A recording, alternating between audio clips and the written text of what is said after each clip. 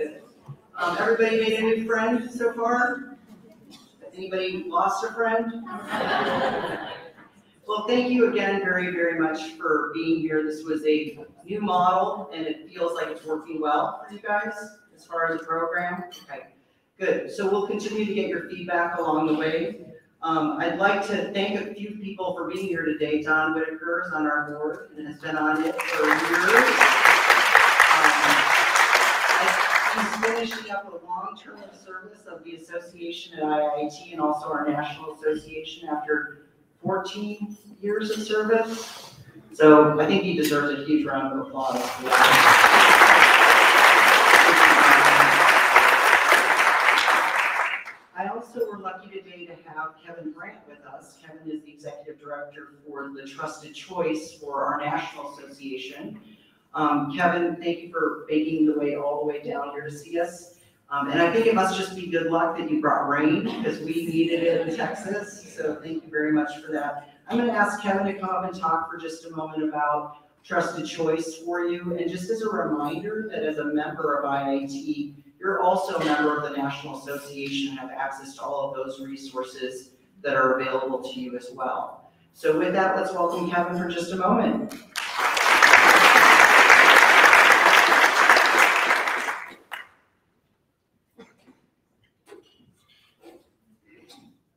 Thanks, Maura.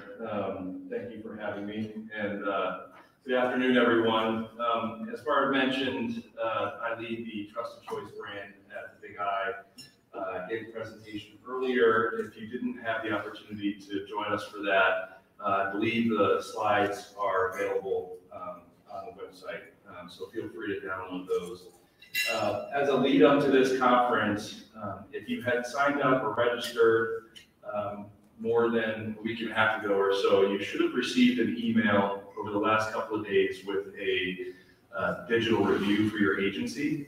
If you didn't get that email with the digital review, just feel free to let me know or Mark know.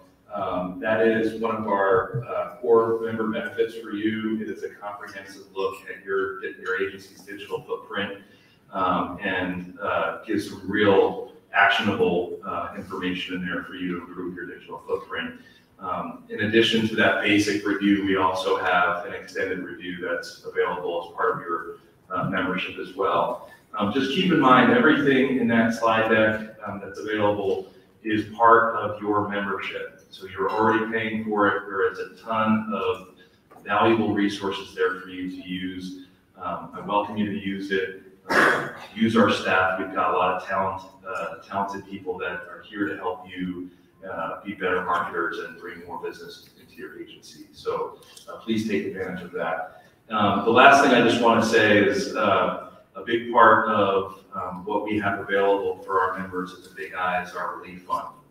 And as you all seen in the news, Hurricane Ian had a devastating impact on our brothers and sisters in this industry in Florida. And they're really struggling to get back to right while they're also helping their clients do the same. And so I invite you, if you have the means, please consider a donation to the relief fund. Those funds, 100% of those funds go to help other people in our industry that are experiencing financial impact that aren't covered by another source of insurance or government grants or anything.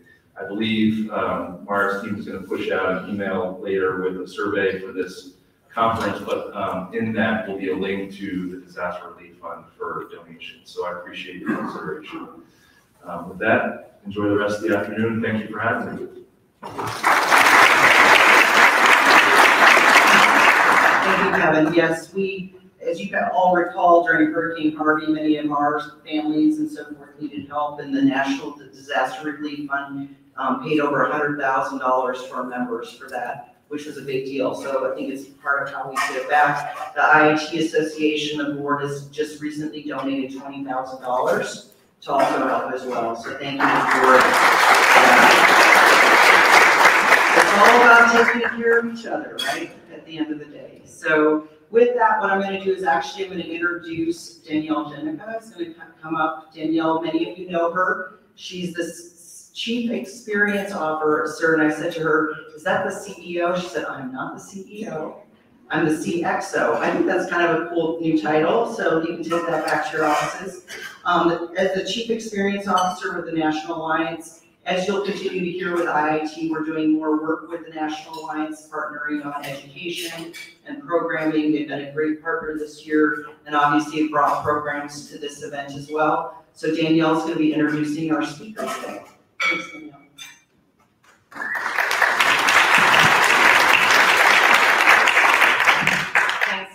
It's a pleasure to be with you all today, to see many familiar faces again. It's also a sincere pleasure to be able to introduce our keynote speaker, who is one of my colleagues, our colleagues at the National Alliance. We have a whole team here today, and we're very grateful for this opportunity. Noelle Codispoti is the director of our CISR high school program at the National Alliance for Insurance Education and Research. As an accomplished leader in the early talent space, Noelle oversees the growth strategy for the CISR high school program, which, if you haven't heard, this gives the opportunity for high school students to earn the prestigious Certified Insurance Service Representatives, the CISR designation, prior to graduation, which equips them with the knowledge and the know-how, the technical expertise of this industry to hopefully join us and have a very successful career. Noelle in 2021 also co-founded a boutique LLC, Virtue, that was really focused, or that is focused, on developing the talent pipeline and diversity at all levels of the organizations. Prior to that, she spent 10 years with Gamma Iota Sigma, and she actually went to school for insurance and risk management, unlike most of us who fell into this industry.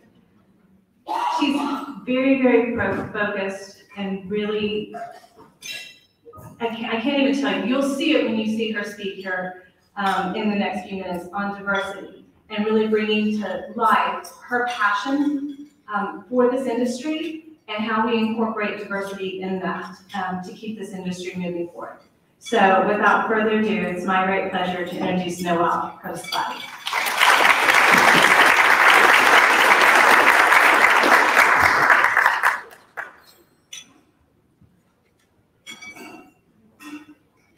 Our little legs, long walk. Though I have to thank Danielle for such an introduction, but really my primary thanks is going to go to the IIT on the size of this stage. Because if you don't know, by just looking at me, I'm incredibly short. And usually you would have to just stand up to see me because I can't get any taller and people can't usually see me in the front of the room.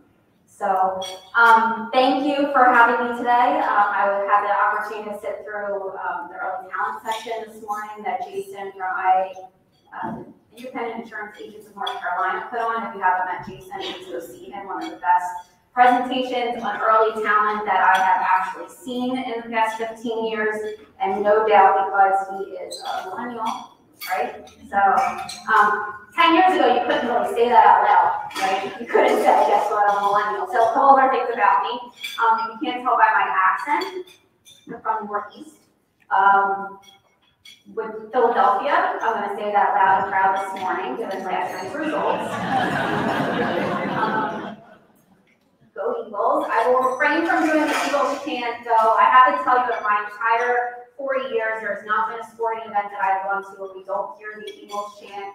And I was in New York for a little while. For some reason, there's some crazy lunatics in New York from Philadelphia who just do Eagles chants, whenever we do the idea that it's a competitive event. I am a millennial, right? I just have to hide that. Oh my gosh, don't worry. I've gotten out of the habit of checking my phone every 30 seconds. That's something we grew up doing or being accused of doing. So I shouldn't get the shakes or anything like that when I'm up here from not engaging on social media. Although it's a first for everything. I'm from the Northeast, so I will try to watch my language.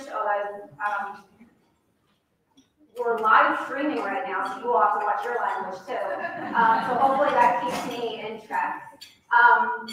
As Danielle said, I run the CISR high school program, which is as cool as it sounds. We are designating students in high school with the CISR designation now across 7 states We have we doubled the number of schools we are in this year from the spring. We expanded from just 2 states, Texas and Michigan, to Texas, Michigan, Oklahoma, South Carolina, Georgia, Alabama, and soon to be Wisconsin. Was that 7? I actually went to school for actuarial science, but I can't do simple math.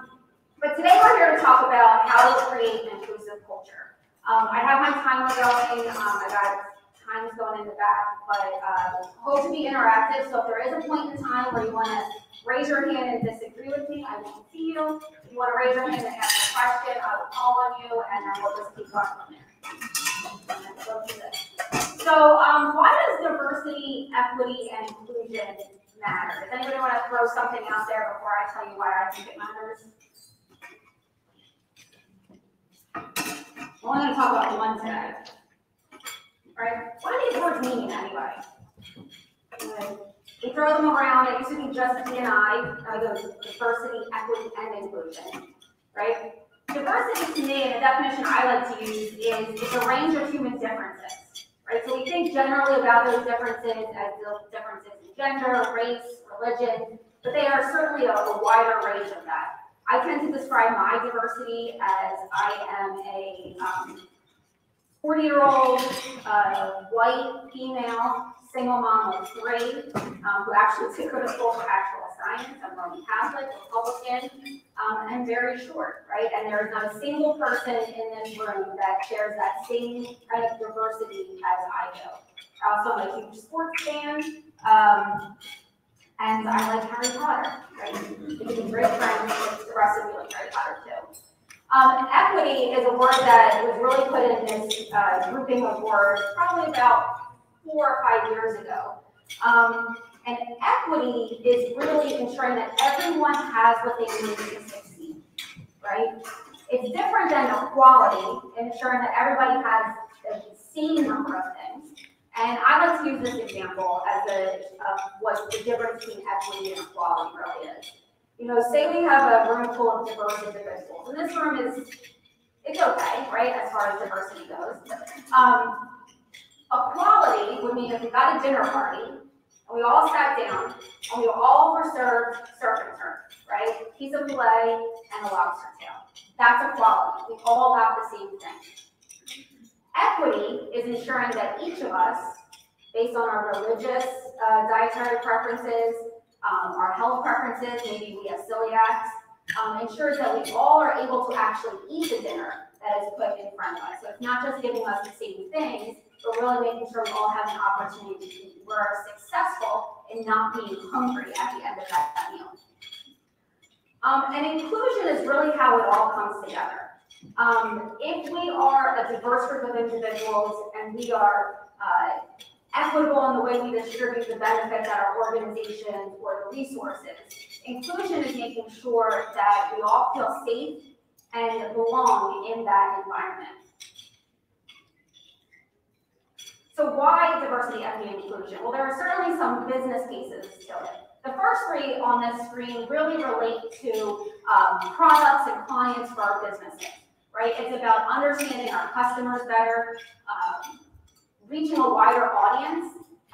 Texas is actually the only state of the 6 most populous states that will see racial and ethnic diversity, increases in diversity in the next few years compared to any of those other 6 states across all racial and ethnic groups, right? So it's important that as insurance agents, that we are ensuring that our organizations represent the communities that we're going to serve.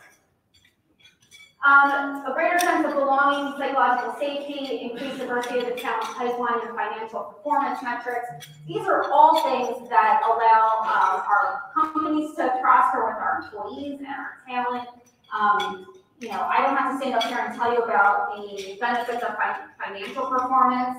Everybody from Harvard, Forbes have done studies that show that the financial impact to our organizations for EBITDA, cash flow are better when our organizations are more diverse. Another little slide I like to go through is this DEI journey. And this is something that is for all of us, whether we're a company or individual, right? So it's the roadmap of how this journey works. So we create awareness, we acknowledge what's going on in the DEI space or how we feel about DE&I. We create plans or how we aspire to be. We take actions on those plans, and then we really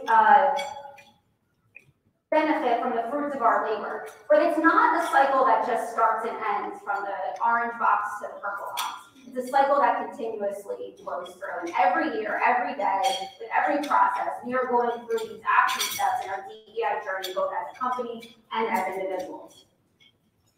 So today we're going to talk just about inclusion, just the I word.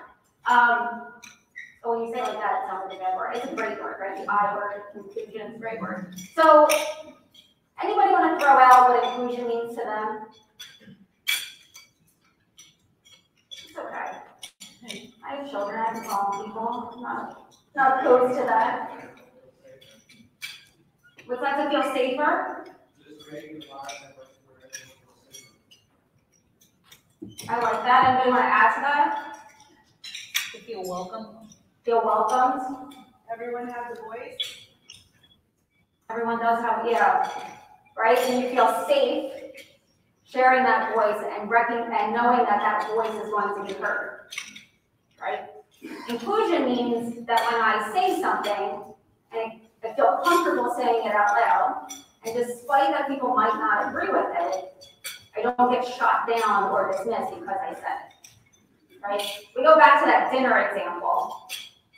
I can remember years ago when my grandfather was diagnosed with celiac. And we're a straight Italian family, like we're so Italian, we're in the concrete business in the Northeast.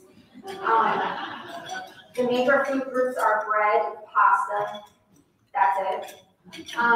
And so my grandfather, that is really all he ate as a child, right? And my grandmother being the amazing cook that she is, pasta, bread, something that bread has garlic on it, something. When he was diagnosed with celiac, we made fun of that man so much, right? Because here's a guy who can't eat all the stuff that we're eating. My grandma had to make him different kinds of pasta. Grandfather eating rice pasta. They didn't even make that stuff back then, right? You like had to go to specialty stores. Pizza, this guy loves pizza. Can you imagine he's now 86, my 86-year-old grandfather eating pizza off of a cauliflower crust. But, so maybe it works a little differently in families, but can you imagine as a family, there we are, we're shoveling our faces with big ziti and lasagna, meatballs have breadcrumbs in them, I can't eat meatballs, and my grandfather's over here eating his brown rice pasta with sauce that is probably out of a jar because mom's sauce has, the meatballs are cooked inside of it, so it has the breadcrumbs, and we're over here making fun of this guy, right? That is who he is. And inclusion would have been, maybe we all eat the brown rice pasta.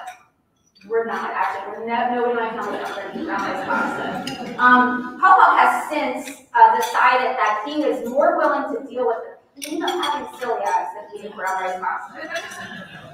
That's how we do things in our family. Okay, so why does being inclusive matter? This is a group of very cute little girls. This is my softball team from last year. Anybody want to guess which one's my daughter? Definitely not. For those on the interweb, he guessed the Texas Longhorn sweatshirt wearing girl. I will say that her father, though, does work in insurance, that little girl. He's new to insurance. He's from a different industry, works for a pretty big regional broker up in the Northeast.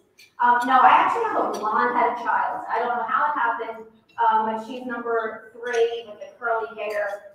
She's relatively cute compared to some of the other kids. Anyway, not compared to her snow. Never mind. My 12-year-old will probably go and access that and be like, Mommy said you weren't as cute as I was. So I used to run our baseball-softball league in our town. And softball was introduced as a sport, actually I just found this out, in the late 1800s, right? But it is generally known as a girl sport unless you are like 65 years old on a Sunday morning at 8 a.m. playing, throw the ball in the air, swing as hard as you can softball. But these little girls, they're on a 10U softball team last year. The idea that we can offer softball and baseball in the same league generally is diversity, right? We have multiple sports for our young children in baseball, both for young males and females, and then softball exclusively for females. And here we are providing participation on a team. We are providing access to the fields, similar in nature to the baseball fields, except they don't have a mound. Trainers, coaches, and teammates. They're getting all of the same stuff, right? And likewise, this could apply to the young children on our baseball teams. But we are providing access, diverse and equitable access to these young players. But are we inclusive? And what does it mean for this team if someone's going to be inclusive? Do they love coming to practice? I might be able to give them all the same stuff, but what does it feel like when they are there? Do they love coming to practice? Some of their parents screw that up, but that is not on the coaches. Are they excited for the games? Have we made the game fun? Right? Or is it just like, we have to play another game? In the Northeast, that's kind of tough sometimes because you could play a game like 37-degree weather or 105-degree weather, and personally, I like climate-controlled sports. Do they enjoy being around each other?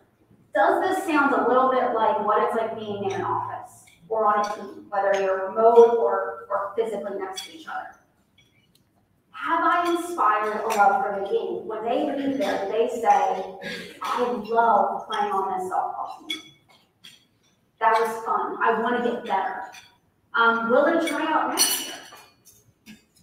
And it's the same for our talent and the work environments that we create. And if you listen to a little bit of Jason today, right, I'm going to keep plugging you. It was such a good speech. If you seriously go meet Jason. I'm sure other sessions were great, so I just didn't go to any of them.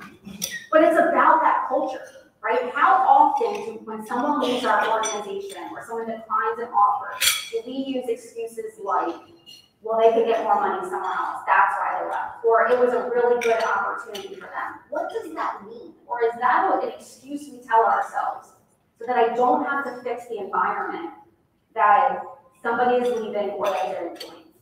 And I would argue that it's generally a lack of self-reflection. So, okay, this is the only reason I came to Texas. I figured out how to do this on this slide. It looks like I'm typing in Google. Mic drop, and speech. I'm so happy about it.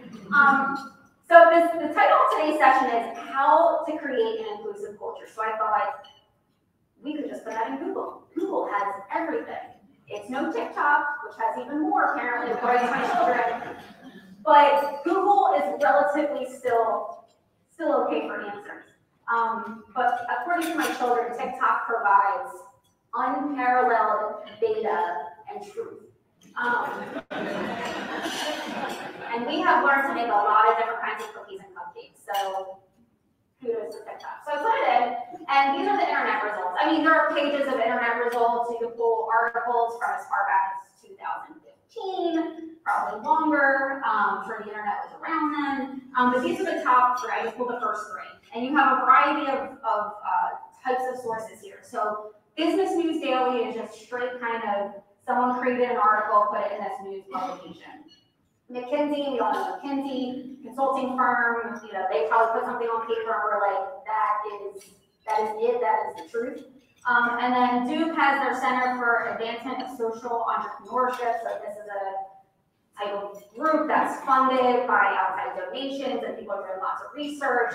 So they're kind of three very type of sources. But you can read here in these three columns what internet results show for how to create an inclusive culture. Look how short I am. You can't see me if I just stand right behind the podium. So what do you see on here? There's a little bit of uniformity. Yeah, the word safe continues to come up. When we talk about inclusion, generally speaking, you hear a lot, or there are a lot of sessions or topics on recruitment practices. Jason mentioned that today too. But you're connecting with employees, you're providing multiple ways of feedback, openness. Right? These are not check the box type of openness. This is not a manager saying, I have an open door policy. Anybody can come in here and tell me how they're feeling about their work here. We can all say that. In fact, I tell my children that all the time, and I'm sure some of you can tell me anything. Oh, you're out. I don't have children that should be doing this yet, but if you're out drinking with your friends, right, just call me. I don't care where you are, what you're doing, just call me. You won't be in trouble. And then how many times are they actually in a lot of trouble for doing that, right? What do we say is going to happen compared to what our actions actually are, right? I was recently talking with a friend who runs a pretty large organization who was pretty frustrated with the idea that some of his folks felt that there was a miscommunication, a lack of communication going back and forth. And she says, but I say they can come and tell me anything. It's like, I can come and tell you anything because we're friends. But do you think someone who believes that their job might be on the line, if they provide a difference of opinion, actually feels safe? We have to think about how we've reacted in the past, maybe how we've reacted to other colleagues, and how those colleagues have shared their reaction, and what that actually feels like. All right, so let's talk about inclusion as, am I still going on time? Okay. Whose responsibility is it, right? So I'm talking to my friend, and she says, yeah, but they're not communicating how they feel. And so they don't feel safe communicating to you. But I said it's safe to communicate to me. Whose responsibility is that? Self, my friend who's the leader. Self, me, the employee. I would argue that when we create an inclusive culture, when we talk about whose responsibility it actually is, it is not only the company's responsibility, and we see on McKinsey, Business News Daily, do the next 25 articles that come up on a Google search, that it really does start at the top. And we hear that so often, but it is also the responsibility of us as individuals, both inside our places of work and then outside. Being inclusive is not a topic that just stops when we stop working. Okay. So how do we do it? This is, if Noelle created an article and somehow figured out how to optimize the search engine on Google, I could find my article, this is what Noelle's article might say. I'm going to argue that there are 3 steps. I see what I put up there, there's only 2, but there's a 3rd step coming, I promise. There are 3 steps to how to create an inclusive culture, and they're very basic. And be like, Noelle, please tell me they get a PhD in this, because this is only 3 very simple things. And I'm like, no, I didn't. My degree is in actuarial science, risk management, actuarial science. Probably should have gotten a PhD in something, and then I could just be at home and write stuff. I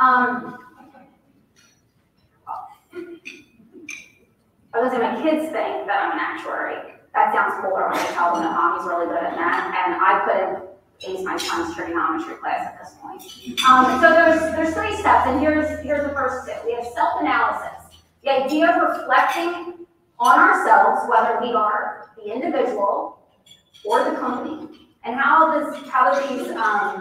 what kind of steps we follow. We're going to get into those. And then education. Now we have this self-analysis. What do we do next with it? How we make ourselves better, how we progress in a DEI journey to a more inclusive individual and more inclusive company. So step 1 is self-analysis.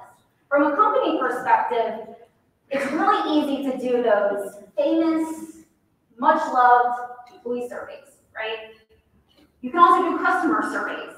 They have to be short, sweet, something people will answer, no fill in the blanks. We're talking, check the box, multiple choice answers here. And we get the information and the data. We can analyze other types of consumer surveys and competitors, our peers. There are so many organizations within the insurance and risk management space that have gone through this self-analysis, starting as far back as 5 years, and these are results that people like to publish because they're proud of them. And then really taking a look at what are demographics of the communities that we're serving, the customers that we're serving, right? And that can give us a lot of feedback or input on what it is we need to do to kind of get our teams and our cultures in line with our community. The same thing is true as an individual. There are online self-assessments, just like you would do, what was that called? Colby, all those personality tests we do to figure out what kind of worker we are. There are actually bias and inclusion surveys that can kind of really tell us where we may or may not see our pain points in terms of acceptance and the language that we use. And then self-reflection on situations and interactions. Always good to, after you're in a situation, to say, how could I have done that better? Or how were my words perceived by the individual I was talking to? The second step is education, right? We take those self-analysis surveys, we take the deep kind of reflection that we've done with ourselves, and we do this thing that I like to call Google. You know how much I love Google, right? We go in and we find out things, right? There are so many articles, there are consultants, there are webinars and different types of education out there that will walk us through how to get better or how to learn things about other people that we didn't know about. How many, does anybody in here have nieces and nephews but no children? Oh, Griselda, I'm going to pick on you for a second then. Griselda, do you watch your nieces and nephews ever? On occasion, yeah. On occasion? How do you feel when you're with them?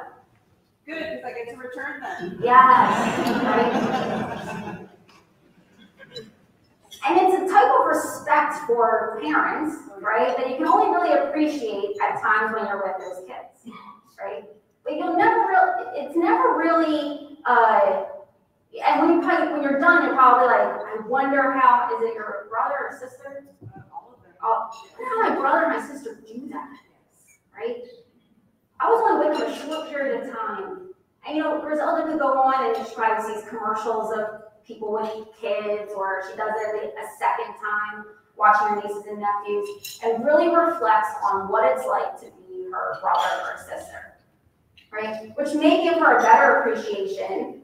Griselda and I work together, probably gives her a better appreciation of what it's like for me as a mom with 3 kids when I can't work between the hours of 4 and 7 because we have after school activities, right? So she is able to understand and reflect and really get a sense of what it's like to be a mom or understand what I'm going through based on her experiences in her personal life.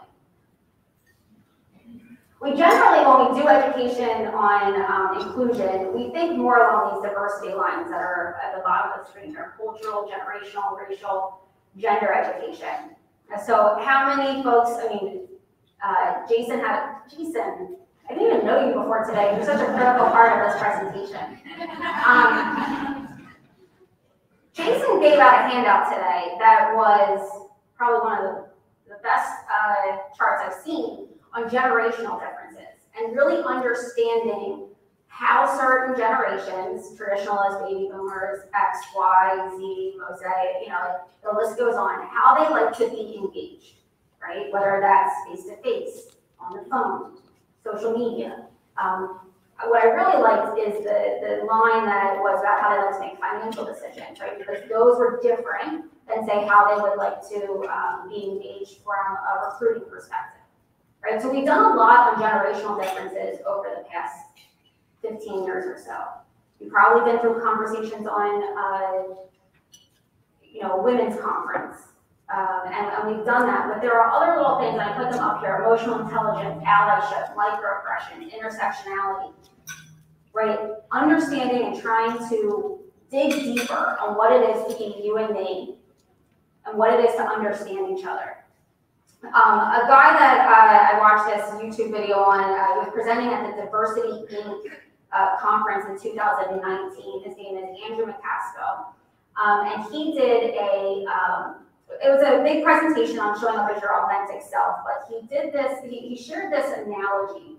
And there's also a book on it now. I think her name is Lisa, I think I wrote it down somewhere, or Laura Listwood. The analogy is of an elephant and a mouse. Has anybody heard of the elephant and the mouse analogy in terms of inclusion? Okay, so it goes like this. There's an elephant and a mouse in a room, right? And the mouse basically needs a PhD in elephant, right, to survive being in the room with the elephant. This, massive creature who can make one step and squash the mouse, right? And how many times are we in a room or in a situation where we are the elephant and we have no idea that that mouse is even in the room? But that mouse has needed to do everything in its power to understand us, right? In Griselda's case, she has to do everything she can to understand what it's like to be a mom when she is babysitting her nieces and nephews in order to survive that experience. As the only sister with 4 brothers, I have a PhD in brother, right? I know how to talk sports. I know how to throw mud pies. I can, I watch the WWE when it was the WWF, right? I have a PhD in brother. But you know what my brothers don't have? A real PhD in sister, because there was only one of me, right? And how many times do those kind of situations flip-flop? Sometimes we are a mouse, and sometimes we are an elephant. And recognizing when we are in those situations, it helps us in that world of inclusion. Okay, so the third step would be action, right? Now we have to take all of this information. We've done our self-analysis, we've done some education, hoping that we understand a little bit better what our self-analysis said, right? And then we have to take action. But we have to be proactive in that action. If we get our employee survey back and it says that we feel as though, my friend's situation, that there's a communication issue, right? Simply saying, I see you said there was a communication issue, but you can still come talk to me, is still being reactive, right? Being proactive is coming up with solutions. Being inclusive is coming up with solutions and running them past the people who said that I wasn't being communicative and making sure that those new sets of actions might help solve the problem, right? So we are bringing everything to the table. Avoiding assumptions, right? Jason. We were both millennials together, so it's like we've known each other for years. I'm guessing I'm older than you though. But for a decade or so, we would sit up here and have conversations about millennials without millennials. We read the reports on the assumptions, right? They like open office concept spaces. No, they don't. They want ping pong tables. No, they don't. And how many people now couldn't go back to work after COVID because we have open office concept spaces and ping pong tables, right? We made assumptions based on the generality of those surveys, right? We were like, oh, let's change the offices. Let's not ask any of those millennials who happen to be working here for 5 years before we do it, right? So it's important that even though we have the data, that we're going back to the people that it affects to see if that is actually what would make the situation better.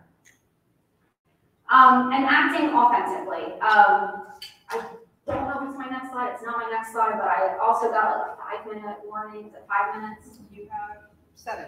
7 minutes. Oh, we might be able to do more. Okay. About acting authentically, right? If you can't show up as your authentic self, or like, Jason showed these 2 pictures of in a website today for a job posting, right? And one was a stock photo that showed diversity and happy people. One person texting on the phone, that was clever. but it wasn't the people that actually work at the organization. Compared to the picture of IANC, right? IIANC, where there were still happy people, still showed some diversity. Nobody was on their phone in that picture, but it was an authentic representation of the company that people were going to work for, right? So acting authentically. I'm gonna probably roll this through here just a second. So this is what inclusion is. It's these 3 steps. It's a continuous cycle of improvement, right? We are constantly going through it to see how we can make it one step better, one situation better, one process and procedure at our companies better, one step in our own personal lives better. Leads to greater employee happiness, productivity, and innovation. I think it was, I want to say, Harvard Business Review that said diverse and inclusive cultures are 70% more likely to see innovative ideas through to completion. They're 45% more likely to come up with innovative ideas at companies, and they're 70% greater likelihood of them seeing them through to completion. So if you're a numbers person, that should do it for it. That should be the only thing you take away. Just do a little clip of that and just send that to everybody, and then we're fine. Business results, client acquisition and retention. You know, we talked about changing demographics. I'm not the only one you'll ever hear say that. Trust, understanding, respect, passion, engagement. These are all the things that we need to create a robust talent pipeline. People that stay at our organizations, that feel happy, that want to innovate, engage with our customers better, and ultimately produce those results that make it a worthwhile experience for not only those of us that are sharing in the equity of it, but also our employees. We should never be comfortable with the idea that people come and people go. We should never be comfortable with the idea that people leave for better opportunities unless we truly know that they are leaving from an opportunity that we couldn't have given them at our organization. And lastly, I'm going to leave you with this also by, I wish he was my friend, he's not, I only watch him on YouTube, Andrew McCaskill. Andrew, if you're watching this on LinkedIn Live, I'd like to be friends. Not showing up as your authentic self is professional malpractice, right? The opportunity to interact with each other as your professional self or as your authentic self is incredibly important. Not only because it will make you happier to be accepted as your authentic self, but it gives others permission to show up as their authentic self as well, right? Setting that example and giving those around us an opportunity to also say, it is good to be inclusive. I trust you, I respect you to be who you are. And with that, if you have questions, people can drop them in the chat too, on LinkedIn Live. I will not answer them, but anything in the room here? No? Okay. Thank you.